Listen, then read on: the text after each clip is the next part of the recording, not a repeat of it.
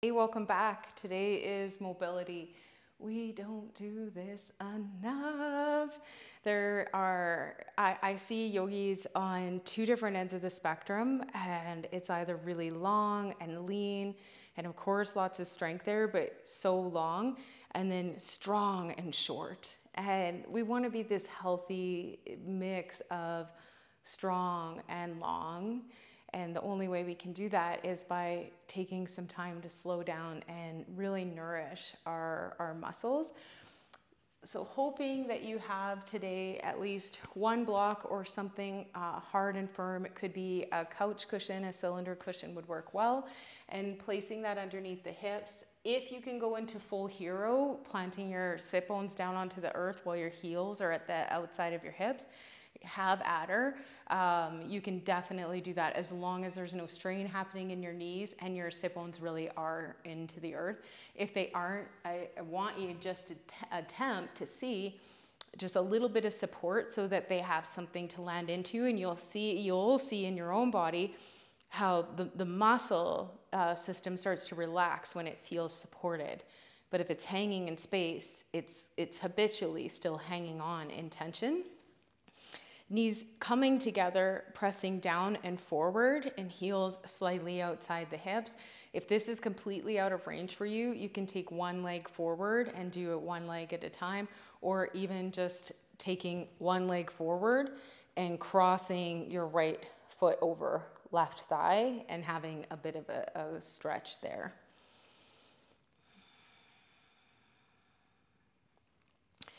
If the top sides of your feet hurt, you might want to try using some cushion or blanket or something underneath where the ankle meets the foot. If you have space, walk your hands back. If you have lots of space, you can walk yourself all the way down and into pancake. In a hot studio, I got that. in a regular heated studio, it's a little bit out of reach for me right now, where I am in this stage of my life, which is perimenopause. And it is a wild and interesting time. I don't know if I'm giving it any sort of a recommendation. It's not an opt-in thing. So, but yeah, it's been interesting seeing my body and how my body is being as it changes, hormone levels fluctuate. Everything that's coming seems to be different.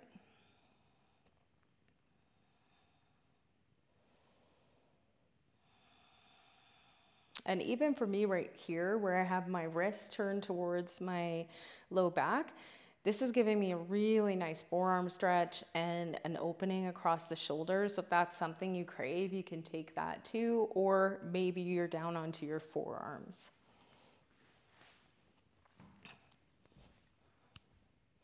Wherever you are, you don't want your knees popping up and putting a lot of extra stress on the front of your foot.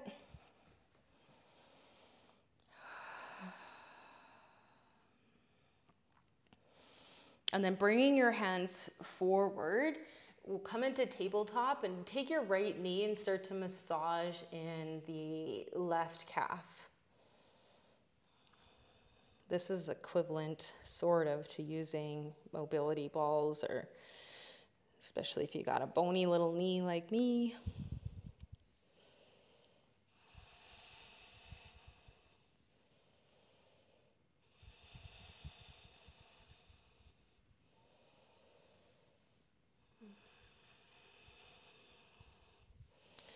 And keeping a block handy because you might need it.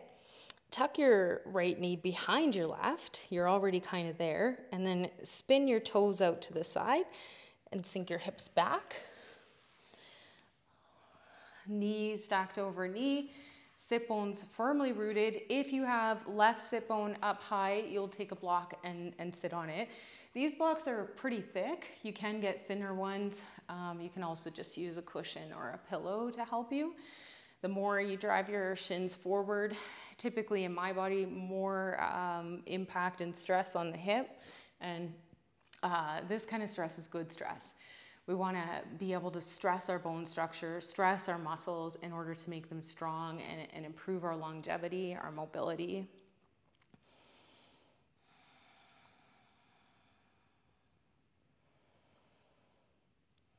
Right elbow up overhead, and then take the palm of your right hand and just place it at your upper spine. Left palm crosses overhead and finds your right elbow.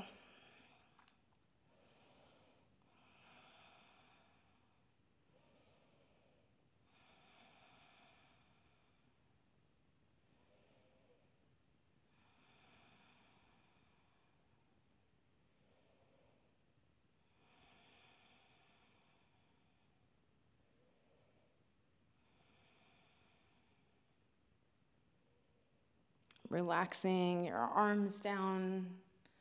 Feel the blood rush back through the right arm.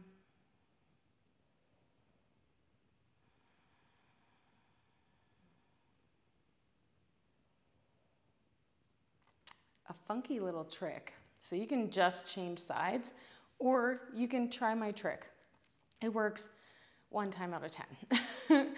So from left knee over top of right, you take your hands to outside of right hip, lift your hips up and walk your hands all the way back, around, and forward until you can sit once again, left knee under right. So opposite. Work your shin bones slightly forward or wherever you get the most stress, pressure, feeling, sensation in your body. And that's where we'll stay, maybe block again.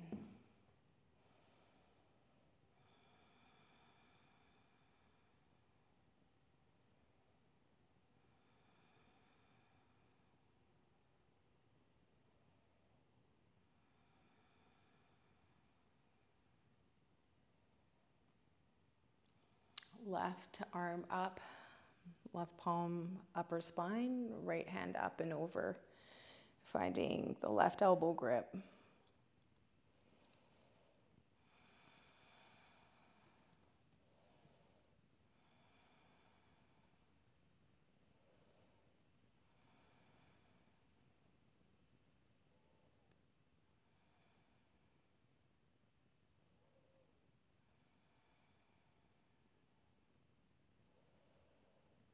And relax any tension that might be happening, shoulders, jaw, face.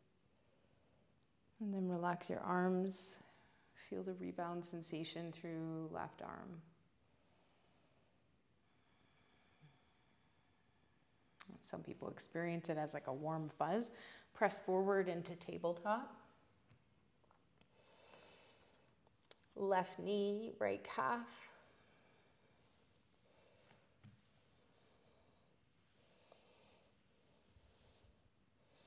Holy cow, what a difference between left and right side. Like, it's almost like I haven't used my right calf. There's not much tension or knots in it at all.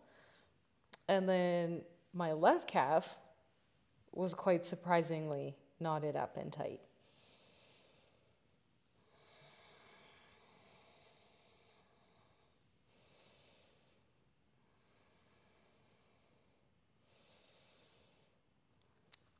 Shifting to the outside of your hips, bring your feet forward.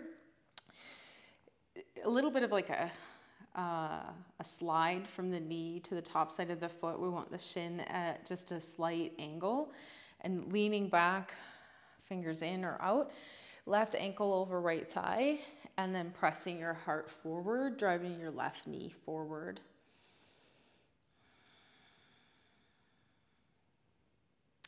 Flex left foot, and option to move your right knee from side to side just to explore any alternate sensation. And if you need to be even deeper, you can come forward and walk your foot back, taking a shin bind.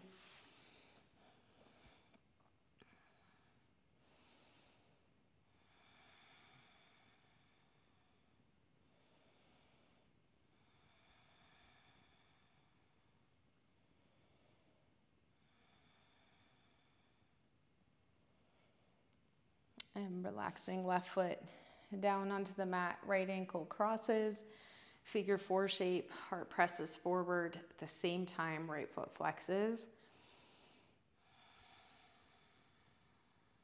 I'm gonna walk my foot to a deeper bend from my left knee. Just there's less sensation here.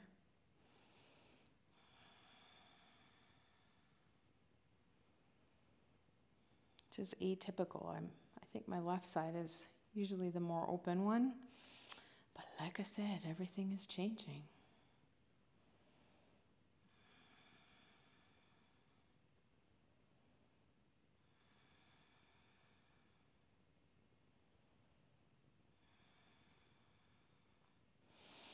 Release both feet down into your mat. Cross your ankles, find a tall seat, and we'll close with a little bit of an invigorating breath work. You can opt out here and close your practice or start your day with this one. You probably don't want to do it at night if this is where you're doing it. So one hand to the belly, and we're just going to snap the exhale out, and the snapping is pulling in the inhale. So it looks something like your hands going snapping back and forth. So it looks something like this. And you'll do it as long as you aren't going into where you're going to pass out or throw up. So this should still be somewhat easeful for your body to the point of like, I'm not going to die, right? So past that, you'll want to back out, but be in it past the discomfort point. So starting to breathe, I'm going to breathe with you so you can follow the sound of my breath.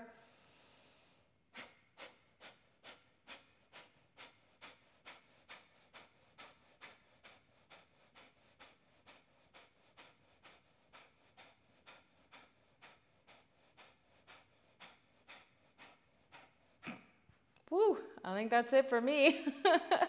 The muscle tone in my throat started to give up, so I'm going to take a rest here and then come back in 5 breaths.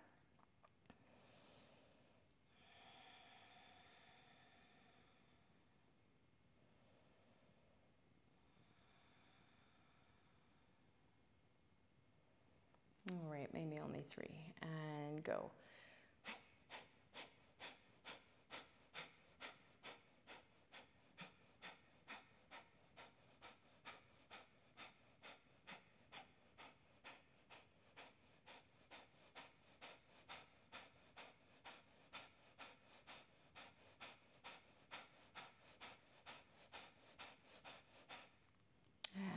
Resting there,